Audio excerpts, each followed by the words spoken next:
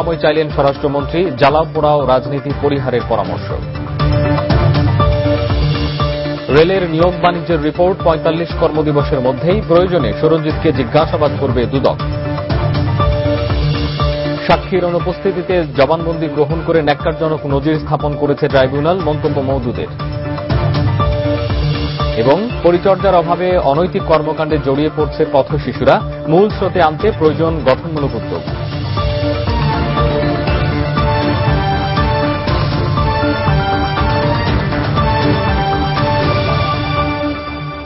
আসসালামু আলাইকুম। দিগন্ত নিউজ আওয়ারে স্বাগত জানাচ্ছি মোহাম্মদ তৌহিদ, সাথে আছি আমি শফিক রায়হান। শুনছিলেন ফ্রেশ সিমেন্ট শিরোনাম। জেলা শহরের উন্নয়ন ও আপনার স্বপ্ন পূরণে বিকন আছে সবার পাশে। বিকন গ্রুপ, সবার জন্য সবখানে। এবারে বিস্তারিত সংবাদ। সংকট নিরসনে আওয়ামী লীগ আলোচনায় বিশ্বাসে উল্লেখ করে দলের উপদেষ্টা মণ্ডলীর সদস্য সুরঞ্জিত সেনগুপ্ত বিরোধী দলকে আলোচনায় বসার আহ্বান জানিয়েছেন। এতে সমস্যার সমাধান না হলে বিরোধী দলকে আদালতে যাওয়ারও পরামর্শ দেন তিনি। রাজধানীতে মৎস্যজীবী লীগের প্রতিষ্ঠা বার্ষিকীর অনুষ্ঠানে এসব কথা বলেন সুরঞ্জিত। মাইনুল ইসলাম শোভনের রিপোর্ট। এপিএসের অর্থ কেলেঙ্কারির ঘটনায় বেশ কিছুদিন ধরেই রাজনীতির ময়দানে নিষ্ক্রিয় ছিলেন সুরঞ্জিত সেনগুপ্ত। অতঃপর দুদকের তদন্তের পর মাঠের রাজনীতিতে ফিরলেন তিনি। আর মৎস্যজীবী লীগের এই অনুষ্ঠানে চলমান রাজনৈতিক পরিস্থিতিতে উদ্বেগ জানিয়ে তিনি বলেন, সংঘাতের রাজনীতি করছে বিরোধী দল, কিন্তু সংকট উত্তরণে আলোচনার বিকল্প নেই। আমাদের নেত্রী মহাজোট সরকার কখনো আলোচনার বিপক্ষে নয়। আসুন আলোচনায় মাধ্যমে সমস্যার সমাধান করি। তবে সেই আলোচনা অবশ্যই সংবিধান সম্মতভাবে হতে হবে। আর যদি সেই আলোচনা এখানে মীমাংসা না হয়, তার জন্য রয়েছে আদালত। অনুষ্ঠানে মহানগর আওয়ামী লীগের সাধারণ সম্পাদক মোফাজ্জল হোসেন মায়া বলেন, বিরোধী দলের প্রস্তাব যৌক্তিক হলে মেনে নেবে সরকার। সংসদে এসে আপনারা কথা বলেন, যদি আপনাদের কথার ভিতরে যুক্তি থাকে, জনগণের কথা থাকে, তাহলে অবশ্যই এই সরকার সেটা মেনে নিতে বাধ্য থাকবেন। পরে আওয়ামী মৎস্যজীবী লীগের প্রতিষ্ঠা বার্ষিকী উপলক্ষে ধানমন্ডিস্থ বঙ্গবন্ধুর প্রতিকৃতিতে ফুল দিয়ে শ্রদ্ধা জানান নেতাকর্মীরা। মাইনুল ইসলাম শোভন, দিগন্ত টেলিভিশন, ঢাকা। আদালতে আইনি লড়াই চালিয়ে গেলেও মূলত সরকার বিরোধী আন্দোলন চলবে রাজপথে। আর তত্ত্বাবধায়ক সরকার ব্যবস্থার এজেন্ডা নিয়েই কেবল সংসদ বা সংসদের বাইরে সংলাপে বসতে রাজি বিরোধী দল। দুপুরে রাজধানীতে আলাদা আলাদা অনুষ্ঠানে সব কথা বলেন বিএনপি নেতারা। আরো জানাচ্ছেন তৌহিদুর রহমান। জাতীয় প্রেসক্লাবের সামনে বিরোধী দলের শীর্ষ নেতাদের মুক্তি, গুম খুন বন্ধের দাবিতে আয়োজিত এই মানববন্ধনে ব্যারিস্টার মওদুদ বলেন, সরকার বিরোধী দলকে দমন করতে আদালত, পুলিশ সহ সরকারি প্রতিষ্ঠানগুলোর আশ্রয় নিয়েছে। তিনি বলেন, রাজপথেই এর জবাব দেয়া হবে। আইনের লড়াই চলবে, কিন্তু এর চরম সমাধান হবে রাজপথে। আন্দোলনকে মোকাবেলা করতে ব্যর্থ হয়ে আজকে তারা পুলিশের আশ্রয় নিয়েছেন। অপর এক মানববন্ধনে বিরোধী দলের চিফ হুইপ জয়নুল আবদিন ফারুক দুর্নীতিবাজ মন্ত্রীদের নির্দোষ বলায় দুদকের সমালোচনা করেন। তিনি বলেন, তত্ত্বাবধায়ক সরকার বা অন্য যে কোনো নামেই হোক, কেবল নির্দলীয় সরকারের অধীনেই নির্বাচন নিয়ে সংলাপে বসতে প্রস্তুত বিএনপি।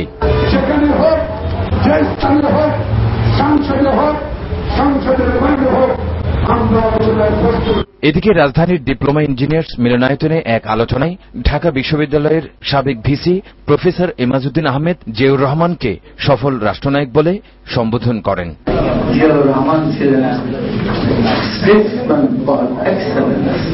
এতে আব্দুল্লাহ আল নোমান সরকার বিরুদ্ধে আন্দোলন চালিয়ে যাওয়ার ঘোষণা দেন। আমাদেরকে সম্মুখে এগিয়ে যেতে হবে। তৌহিদুর রহমান, দিগন্ত টেলিভিশন, ঢাকা। জ্বালাও পোড়াও রাজনীতি পরিহার করতে বিরোধী দলের প্রতি আহ্বান জানিয়েছেন স্বরাষ্ট্রমন্ত্রী অ্যাডভোকেট সাহারা খাতুন। পাশাপাশি নিখোঁজ বিএনপি নেতা ইলিয়াস আলীকে উদ্ধারে আরও সময় চেয়েছেন তিনি। রাজধানীতে দুর্যোগ ব্যবস্থাপনা নিয়ে আয়োজিত অনুষ্ঠানে এসব কথা বলেন স্বরাষ্ট্রমন্ত্রী। রিয়াদ আহসানের রিপোর্ট। দুর্যোগ ব্যবস্থাপনা বিষয়ে অনুসন্ধান, উদ্ধার ও অ্যাডভাইজারি বিষয়ক 3 দিনের আন্তর্জাতিক কর্মশালার উদ্বোধনী অনুষ্ঠানে স্বরাষ্ট্রমন্ত্রী সার্কভুক্ত দেশসমূহের প্রতি সহায়তা বাড়ানোর আহ্বান জানান। ইলিয়াস আলী উদ্ধার বিষয়ে প্রশ্ন করা হলে মন্ত্রী জানান, তিনি এখনো আশাবাদী। ইলিয়াস আলীকে খুঁজে বের করার ব্যাপারে তদন্তে কোনো অগ্রগতি হচ্ছে না।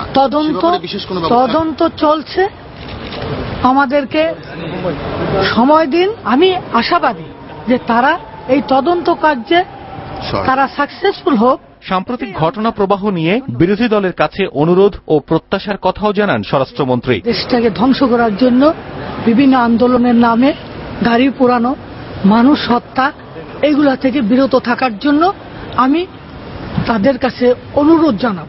সাংবাদিক নির্যাতনকারী ওসি মনিরুজ্জামানকে অপসারণে ক্র্যাবের আন্দোলন ও পরবর্তী অবস্থা জানতে চাওয়া হলে এ ব্যাপারে কোনো মন্তব্য করেননি স্বরাষ্ট্রমন্ত্রী। রিয়াদ আহসান, দিগন্ত টেলিভিশন, ঢাকা। 1-11 পরবর্তী সেনা সমর্থিত তত্ত্বাবধায়ক সরকারের 2 বছরের শাসনামলের পর এবারই এত বেশি শীর্ষ রাজনৈতিক নেতাকে কারাগারে পাঠানো হল। বিশেষজ্ঞদের মতে, যখনই শীর্ষ নেতাদের গণগ্রেফতার করা হয় তখনই দেশে বড় কোনো পরিবর্তন আসে। তবে পরিস্থিতি এড়াতে প্রধান 2 জোটকে সহনশীল হওয়ার পরামর্শ দিলেন তারা, জানাচ্ছেন কামরুজ্জামান বাবলু। প্রধানমন্ত্রী ও আওয়ামী লীগ সভানেত্রী শেখ হাসিনা এবং সাবেক প্রধানমন্ত্রী ও বিএনপি চেয়ারপারসন বেগম খালেদা জিয়া সহ অধিকাংশ রাজনৈতিক দলের শীর্ষ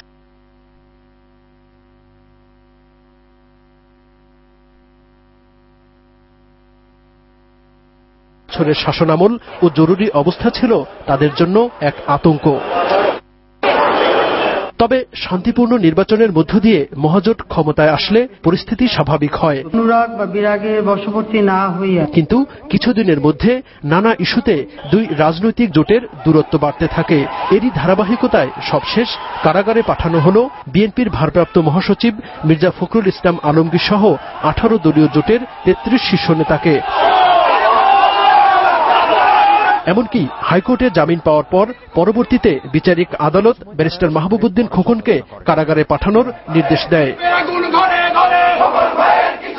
বিশেষজ্ঞরা মনে করেন, কোন দলের শীর্ষ নেতাদের যখন ব্যাপক হারে কারাগারে পাঠানো হয় তখন জনসমর্থন সেই দলের দিকেই ঝুঁকে যায়। আওয়ামী লীগের নেতাদের মোনেম খান সব জেলে পুড়িয়ে দিয়েছে। ভারত ছাড়ো আন্দোলনের সময় কংগ্রেসের সব প্রথম সারির নেতা আটক হয়েছিল। এরশাদ সাহেব ছাত্রদের মিছিলে ট্রাক তুলে দিয়েছে। এইরকম অবিবেচক অনেক বিষয় আমরা অতীতে দেখেছি। তাতে অন্যায়ের বিরুদ্ধে আন্দোলন থেমে যায় এবং অন্যায়ের জয় হয় না। কিন্তু ইতিহাস থেকে বাংলাদেশের রাজনীতিবিদরা খুব কমই শিক্ষা নেন, এমন মন্তব্য করলেন বিশ্লেষকরা। কি উদ্দেশ্যে শীর্ষস্থানীয় রাজনৈতিক নেতাদেরকে একটা হাস্যকর মামলা, গাড়ি পোড়ানো মামলা এবং তাছাড়া সারা বাংলাদেশে শত লোককে আসামি করে মামলা করা হয়েছে, রাজনৈতিক কর্মী নেতাদেরকে তারা আগাম জামিন নিতে আসছে।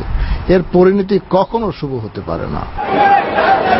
তাই আবারও একটি 1-11 বা তার চেয়েও খারাপ কিছু দেখতে না চাইলে এখনই প্রধান 2 রাজনৈতিক জোটকে সহনশীল হওয়ার পরামর্শ দিলেন বিশ্লেষকরা। কামরুজ্জামান বাবলু, দিগন্ত টেলিভিশন, ঢাকা। প্রধানমন্ত্রী শেখ হাসিনা বলেছেন, প্রতিবন্ধীদের সম অধিকারের ভিত্তিতে সমাজে প্রতিষ্ঠা করতে চায় সরকার। বিকেলে দক্ষিণ এশিয়া বিশেষ অলিম্পিকের উদ্বোধনী অনুষ্ঠানে এই কথা বলেন তিনি জানান, প্রতিবন্ধীদের সমাজের মূল ধারায় নিয়ে আসতে পাবলিক পরীক্ষায় অতিরিক্ত 15 মিনিট সময় বাড়ানো হয়েছে। প্রতিবন্ধীদের খেলাধুলার মানোন্নয়নে আলাদা ক্রীড়া কমপ্লেক্স প্রতিষ্ঠারও ঘোষণা দেন প্রধানমন্ত্রী। পরিবার, সমাজ বা জাতীয় জীবনে তাদের যে একটা স্থান রয়েছে, অধিকার রয়েছে, সেই অধিকারটাও নিশ্চিত করতে হবে। কোনো মতেই তাদেরকে অবহেলা করা যাবে না। আমরা তাদেরকে আমাদের সমাজে এবং পরিবারে সম অধিকারের ভিত্তিতে এই প্রতিবন্ধী শিশুদেরকে পুনর্বাসনের জন্য সব সময় সচেষ্ট রয়েছি। বিশেষ করে আমার সরকার এ ব্যাপারে যথেষ্ট সচেতন। রেলের নিয়োগ বাণিজ্য নিয়ে 45 কর্মদিবসের মধ্যেই রিপোর্ট দেওয়ার কথা জানিয়েছেন দুর্নীতি দমন কমিশনের সচিব ফয়জুর রহমান চৌধুরী। প্রয়োজনে সাবেক রেলমন্ত্রীকে জিজ্ঞাসাবাদের কথাও জানান তিনি। অর্থ কেলেঙ্কারির ঘটনায় গাড়ি ড্রাইভার আলী আজমকে না পাওয়া গেলে তার বক্তব্য ছাড়াই রিপোর্ট দেওয়ার কথা জানান দুদক সচিব। রশিদ বাবুর রিপোর্ট। গত মাসের কার্যক্রম তুলে ধরতে নিজ কার্যালয়ে প্রেস ব্রিফিং করে দুদক। সেখানে এপ্রিল মাসে 50টি মামলার চার্জশিট দাখিলের অনুমোদন, 34টি মামলার নিষ্পত্তি এবং বিভিন্ন মামলায় অভিযুক্তদের বিষয়ে জানান দুদক সচিব। মামলা দায়েরের অনুমোদন দেওয়া হয়েছে এপ্রিল মাসে 73টি। 50টা চার্জশিটে অভিযুক্ত আসামির সংখ্যা হল 108 জন। লন্ডনের নেটওয়েস্ট ব্যাংকে ব্রিটিশ পাউন্ড স্টার্লিং অবৈধভাবে জমা পাচার করার অভিযোগে একটা চার্জশিট দেওয়া হয়েছে অভিযুক্ত ব্যক্তি গিয়াসউদ্দিন আল মামুন। জাকাত তহবিলের 1 কোটি টাকা আত্মসাতের অভিযোগে মৌলানা দেলোয়ার হোসেন সাইদি সহ অপর 3 জন। এ সময় রেলের নিয়োগ বাণিজ্য নিয়েও কথা বলেন তিনি। রেলওয়ের পূর্বাঞ্চলের নিয়োগের বিষয়ে একটা টিম করেছি, সেই টিম কাজ করছে। আইনে যে 45 কর্মদিবস আছে এটার মধ্যেই আমরা আশা করি পেয়ে যাব। যার নামে আসুক, তিনি যে পর্যায়ে থাকুক, তাকে জিজ্ঞাসাবাদ করা হবে। এছাড়া সুরঞ্জিতের এপিএস এর অর্থ কেলেঙ্কারির বিষয়ে বিজেপি সদস্যদের জিজ্ঞাসাবাদ এবং ডেস্টিনির তদন্তের কথাও জানান। ডেস্টিনির আমরা একটা টিম করে দিয়েছি, টিম কাজ করছে। ডেস্টিনিরটা সময় লাগবে একটু, এটা অনেক বিস্তৃত। আমার বিশ্বাস টিম বিজেপিকে অবশ্যই জিজ্ঞেস করতে হবে, কারণ বিজেপি এখানে একটা পক্ষ। এপ্রিলে নিষ্পত্তি হওয়া মামলাগুলোর মধ্যে 12টিতে দুদক জয় হলেও হেরে যায় 22টিতে। বেশিরভাগ মামলায় হেরে যাওয়ার জন্য সাক্ষীর অভাবকে দায়ী করেন দুদক সচিব। রশিদ বাবু, দিগন্ত টেলিভিশন, ঢাকা।